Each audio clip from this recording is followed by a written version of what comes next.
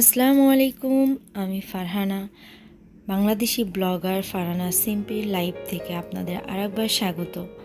কাছে দূরে দেশ বিদেশে যে যেখানে আছেন, আল্লাহর রহমতে সবাই ভালো আছেন।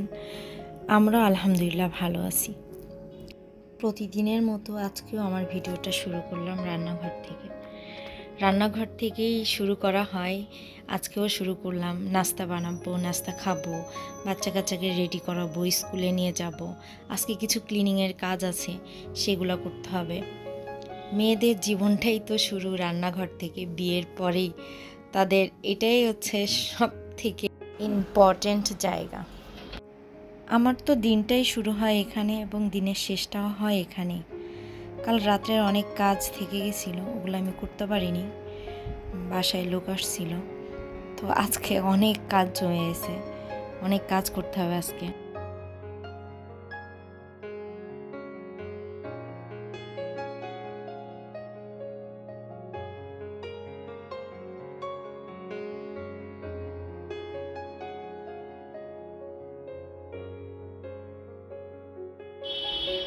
যারা আমার ভিডিওটি দেখছেন তাদের কাছে রিকোয়েস্ট করব একটা লাইক দিতে।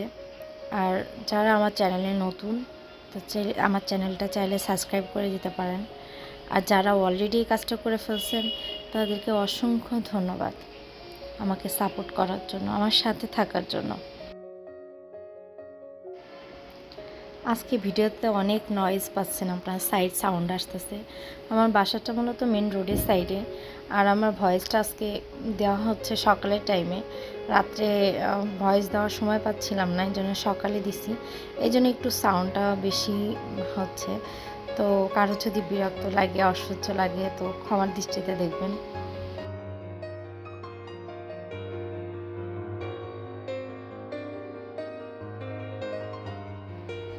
সময়ের কাজ সময়তে না করলে যা হয়, থালা বাসনগুলা পরিষ্কার করতে পারিনি কালকে রাত্রে, এই জন্য আজকে কতগুলা জমা হয়ে গেছে।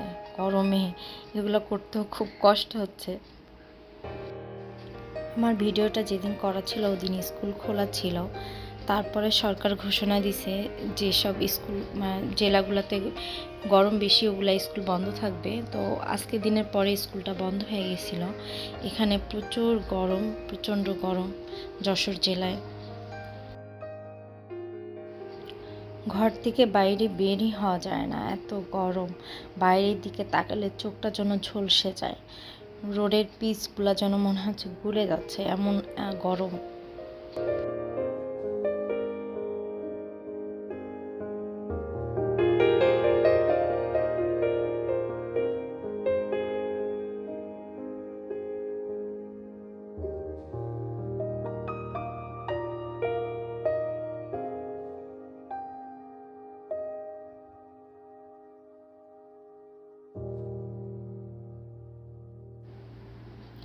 মেয়েকে রেডি করে স্কুলে নিয়ে যাচ্ছি। ওর কিছু কিছু কাজ আছে যেগুলো আমি ওকে দিয়ে করাই, ছোটো ছোটো কিছু কাজ এখন থেকে করানোর অভ্যাস। আমি মনে করি এটা বেটার, কিছু নিজে করা শেখা।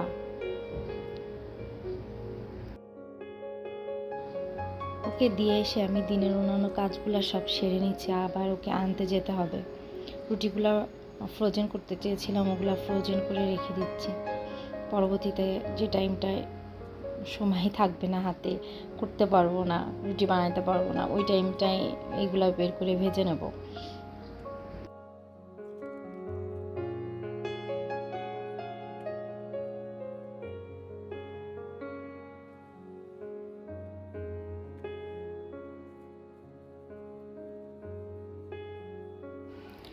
আমার ঘরে যে ফ্লাওয়ারগুলো দেখেন, ওগুলো ম্যাক্সিমাম ফ্লাওয়ারগুলাই হচ্ছে আর্টিফিশিয়াল ফ্লাওয়ার।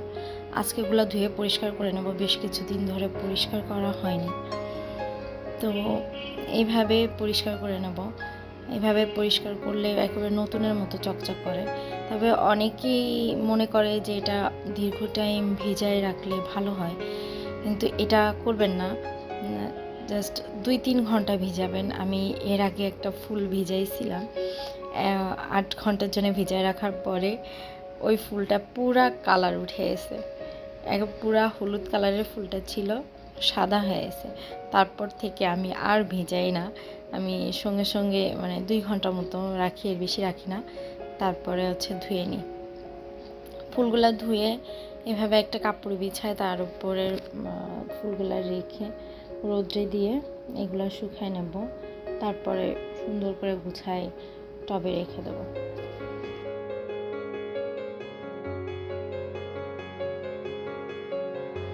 এই কাজগুলো কমপ্লিট করে মেয়েকে আবার স্কুলে আনতে যেতে হবে। ওকে স্কুল থেকে নিয়ে আসছি, ওর বান্ধবীর কাছে কিছু ফুল গাছ নিয়ে আসছে, ওগুলা লাগাবে। আমাকে বলছে আমি নিজে নিজে এগুলা লাগাবো। তো ও গাছ লাগাচ্ছে, আমি বলে বলে দিচ্ছি যে এইভাবে করো এইভাবে করো। ছোটো মানুষ বোঝে না, তো ফুল গাছগুলো লাগাবে।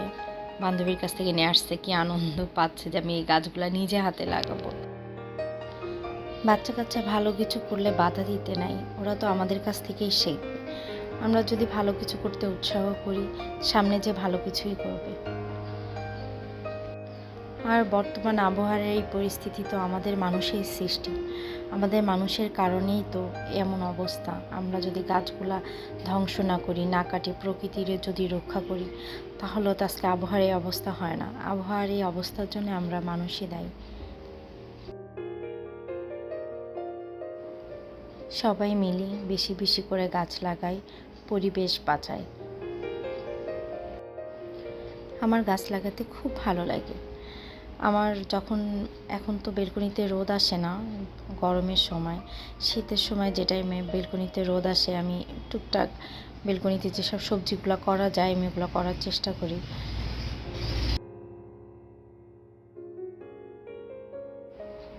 যে ফুলগুলা ধুয়েছিলাম ওগুলো শুকাই গেছে, এখন বসে বসে সেট করতেছি ফুলগুলা। সুন্দর করে সেট করে জায়গার জিনিসগুলো আবার জায়গায় রেখে দেবো।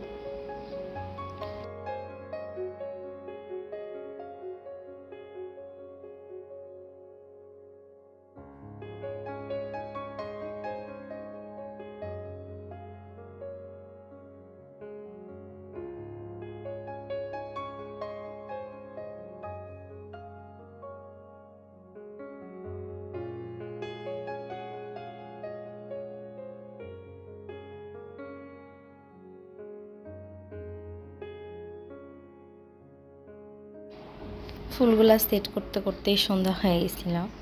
তো নামাজটা পড়ে আমি আবার এসে ফুলগুলা সেট করি। এভাবে তো রেখে দেওয়া যাবে না, যা কাজগুলো করেই নিতে হবে।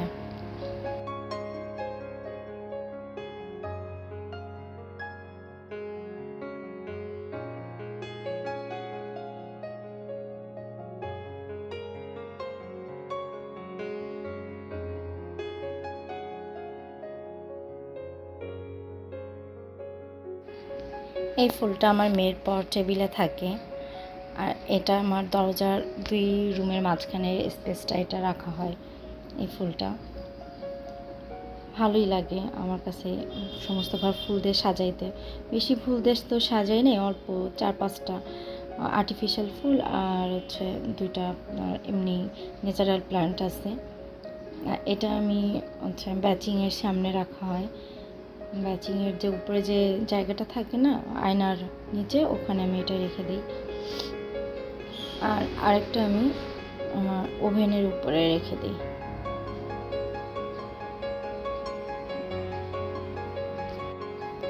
এই পর্যন্ত যারা আমার ভিডিওটা কন্টিনিউ করছেন তাদেরকে অসংখ্য ধন্যবাদ, এবং সবাই আমাকে সাপোর্ট করবেন এবং একটা লাইক দিয়ে যাবেন।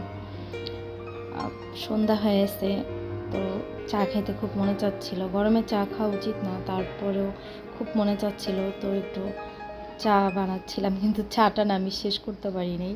চাটা খেতে খেতেই আমার ঘরে কিছু মানুষ আসছিল।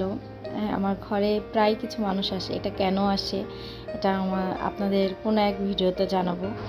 তো সবাই ভালো থাকেন, সুস্থ থাকেন, আল্লাহ হাফেজ, আবার দেখা হবে।